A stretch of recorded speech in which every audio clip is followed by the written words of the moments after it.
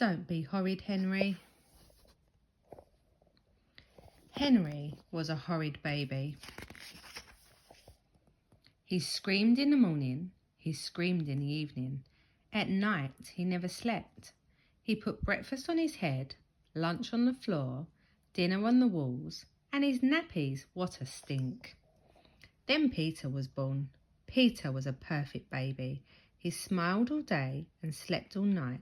His nappies was never dirty. Well, almost never. Henry was not very happy when Peter arrived. In fact, he was furious. "I've had just about enough of this baby," he said to Mum. "Coochie coochie coo," said Mum.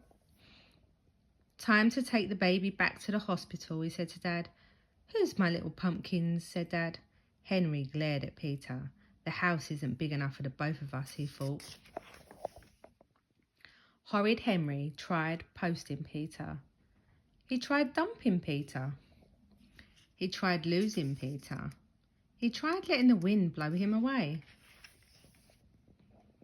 Perhaps he'll leave, thought Horrid Henry, hopefully. Unfortunately, Peter didn't. He just grew bigger and bigger, sitting in Henry's chair, playing with Henry's toys, swinging on Henry's swing, and being a total nuisance. "Mum, Peter's kicking me," screamed Henry. "Don't be a telltale, Henry." "Dad, Peter's bashing my teddy. He's only little, Henry." "Mum, Henry's hitting me," said Peter. "Don't be horrid, Henry." "Dad, Henry's knocking down my Lego." "Don't be horrid, Henry."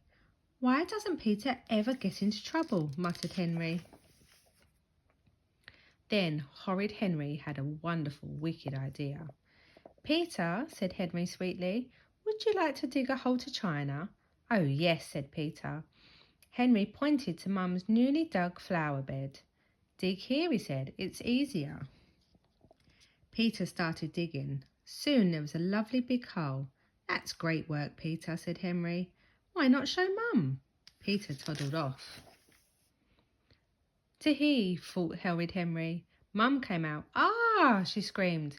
"Henry, how dare you dig up my flower bed?" "I didn't do it," said Henry. "Peter did." "Don't be horrid, Henry," shouted Mum. "Go to your room."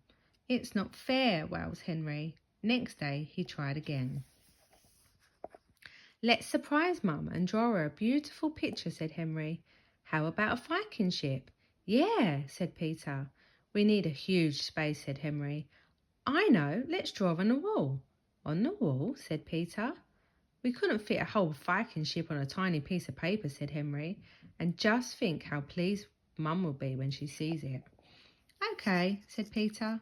Henry giggled and sneaked off. This time he'd get Mum himself. Mum, Peter's doing something terrible," said Horrid Henry. "He's drawing on the walls." Mum ran upstairs. "I didn't do it, my hand did," said Peter. "It was Henry's idea." "No, it wasn't." "Don't be horrid, Henry," shouted Mum. "But I didn't do anything," said Henry. "You're the eldest. You should have stopped him," said Mum. "Go to your room." The next day, Mum took Henry and Peter to the park. Henry felt very sad. He couldn't get rid of Peter, and he couldn't get Peter into trouble. Maybe he could push Peter into a puddle when Mum wasn't looking.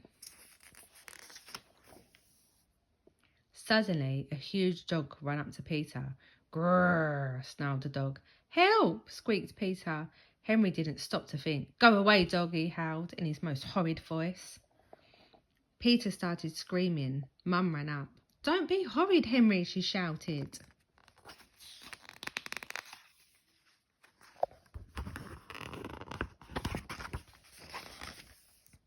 "Henry's not horrid," said Peter. "He saved me."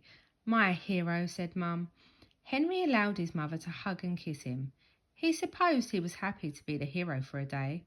But tomorrow, watch out.